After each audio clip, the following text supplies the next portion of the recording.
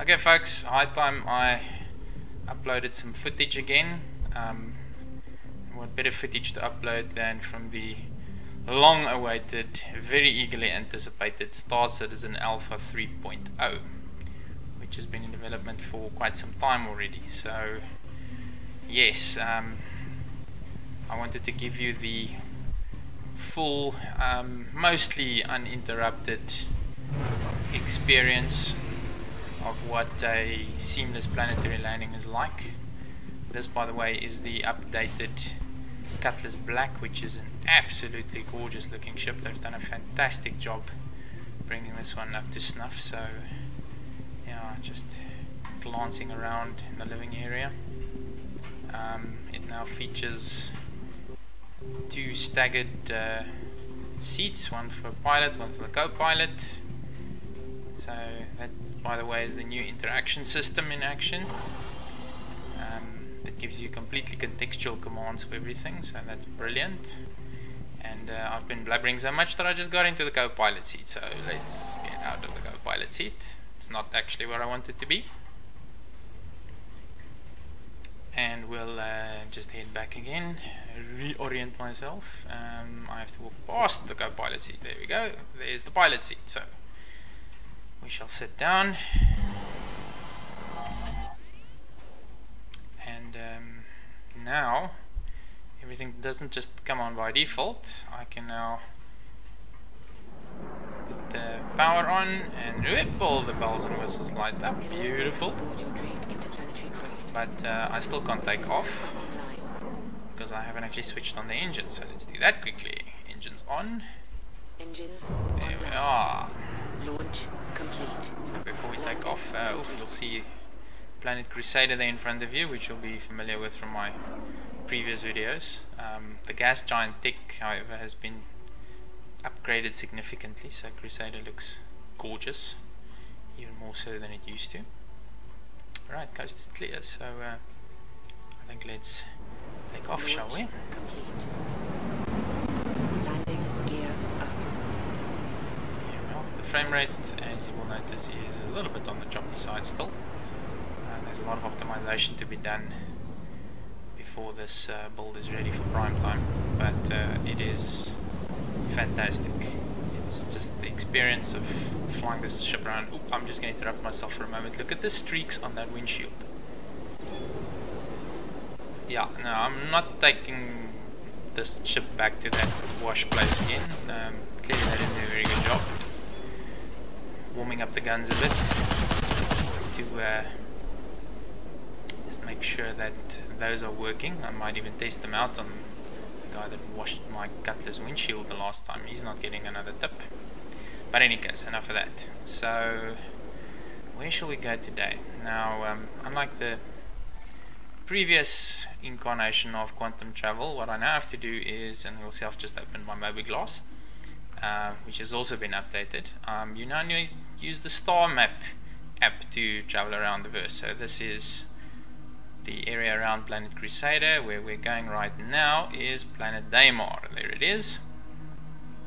I said planet, sorry. It's a moon, it's not a planet. So Moon Daymar. And we'll just set that as our quantum destination. Then we close that up. And now I should have a quantum travel marker in front of me, which is right over there. Ah, see, look at those streaks. In all seriousness, now this glass shader is amazing. So, hit the button, and into quantum we go. You can actually see Daymar as a little dot there in the distance, which is about to get a whole lot bigger. Here we go.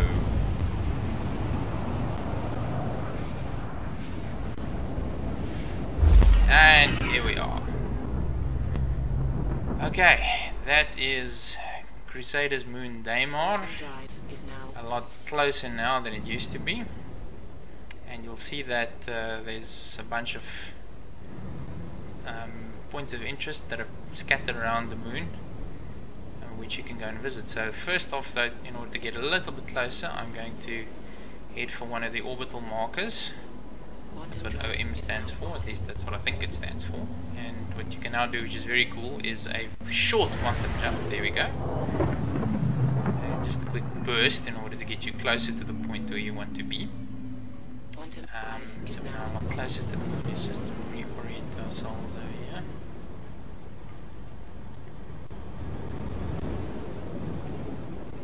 There we are.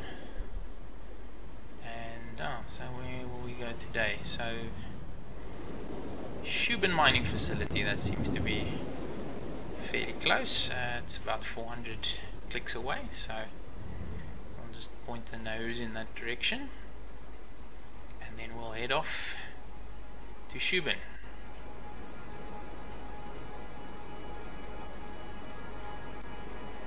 I will occasionally shut up and just let you enjoy the scenery and the amazing audio and the unbelievable atmospheric music, so if I tend to blabber, forgive me. This is all very exciting.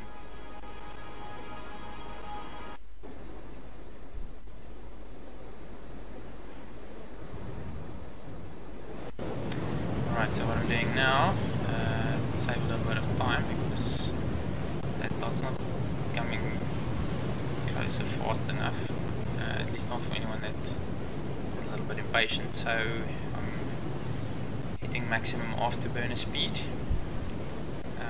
You can afterburn up to much higher than your normal cruise velocity, and then when you let the burner go, the ship will coast at that speed, hopefully without burning any additional fuel. At least that's how the physics are supposed to work.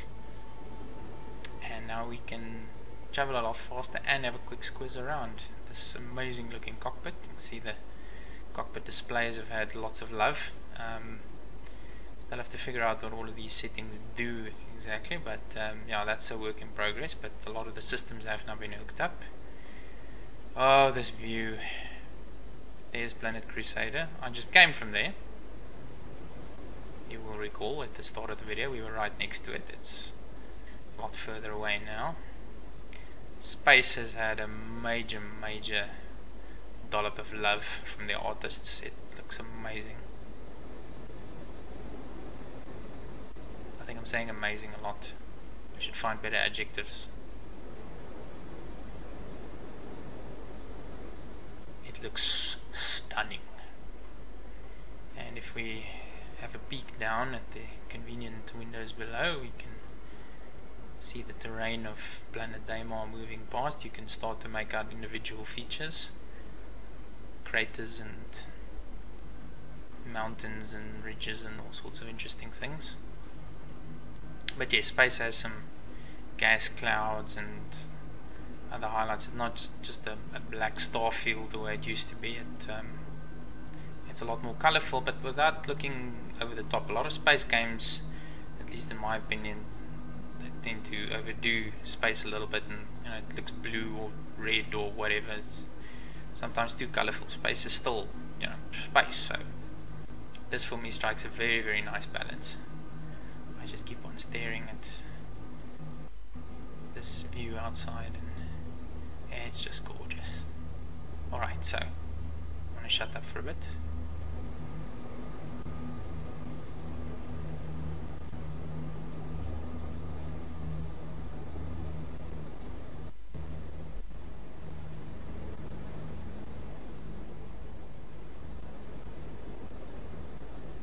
If you're the type of person that gets bored easily, feel free to skip ahead a little bit if you want to see the moon get closer and you don't want to watch me cruise down to the surface for the next 10 minutes. But if you have the time, by all means sit back and enjoy the ride, because we are about to enter the atmosphere. Let's have another peek. There you go. You can see some craters on the moon's surface. Terrain is slowly coming into focus. You'll see that the edge of the moon is a little bit fuzzy because it does have an atmosphere, albeit a thin one. So we'll be flying through that very shortly. Wolf Point Emergency Shelter. Don't know what you would be sheltering from. So yeah, go visit one of those at some point. See what the emergency shelter is for. Okay, here we go. Entering Atmo. Some new particle effects at work.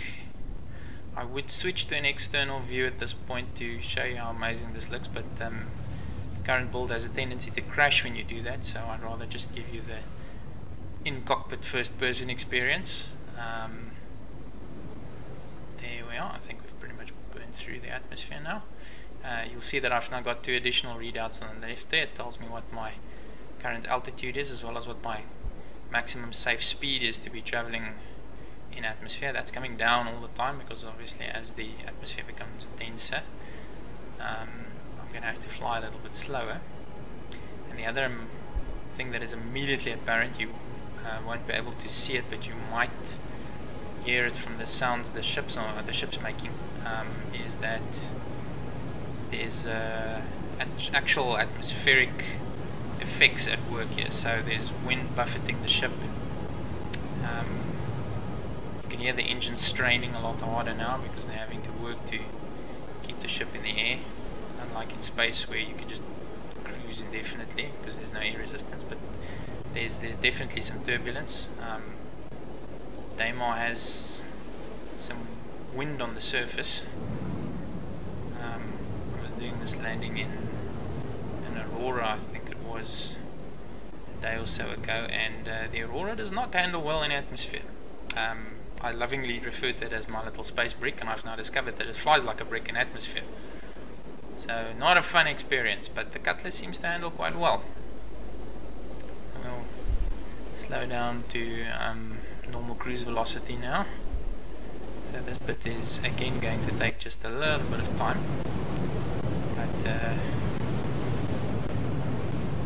whole experience of transitioning from space to atmo is worth it for me. Alright, let me shut up again for a bit, just let you enjoy the view as you see the mountains creeping ever closer.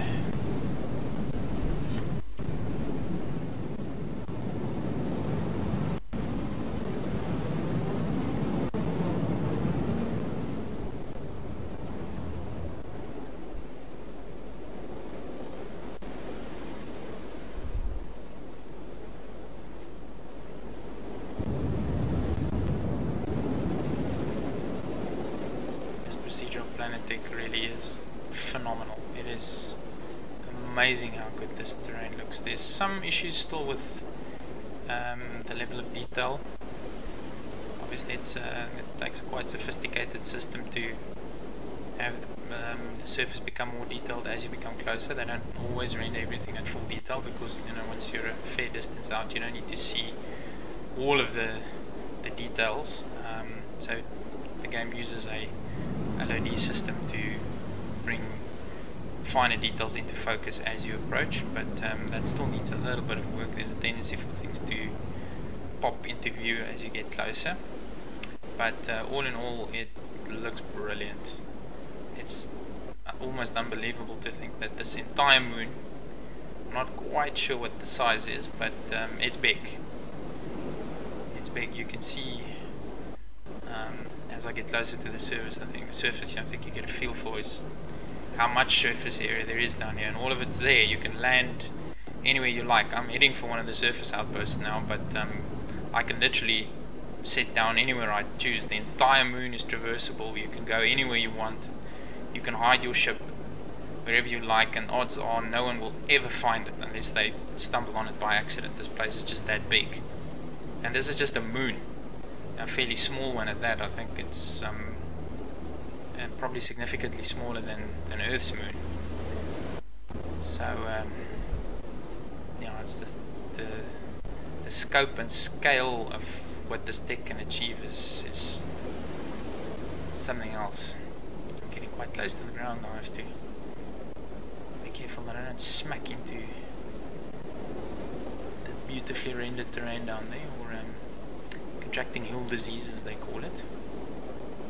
Now the experience of flying the ship in atmosphere actually, it's a nice throwback to Strike Commander for those of you who remember some of Chris Roberts' older games. So there we are, we're getting in range of the Shubin Mining Facility, and immediately it looks like we've got some company. I can pick up probably at least half a dozen ships that are either coming into land or departing or already on the landing base close to the mining facility. So just let's do that Star Wars trench run thing. I don't want to get too low. It's a little bit difficult to judge exactly how far these ridges are. Had a quick glimpse of Planet Crusader hanging in the air above, so the mining facilities right up here. Oop, frame rate struggling just a little bit right now, but yeah, that's something we'll sort out in time. So it looks as though we are right about here. There we go. Shubin Mining Facility. I assume they mine stuff. So what can we see? There's quite a number of ships parked around here. There's a Constellation standing there on the left. Looks like a Vanguard parked there in front. Yeah, it's a Vanguard. There's another Cutlass parked off to the right, just to the right of the landing pad. And what is this now? Why do I get the distinct impression that someone's trying to shoot at me? I thought this was supposed to be a safe zone. But okay. Doesn't look like I'm taking any damage. Shields are still on 100% across the board. So what I'm supposed to do now is request landing at one of the landing pads. So I'm gonna have to go after the comms menu and zoom in a little bit. Then again, maybe we should just park the ship where we will find space. So there you go, there's a Vanguard. Just going to swing around to the left here. See if I can find a bit of clear ground in between all of these rocks.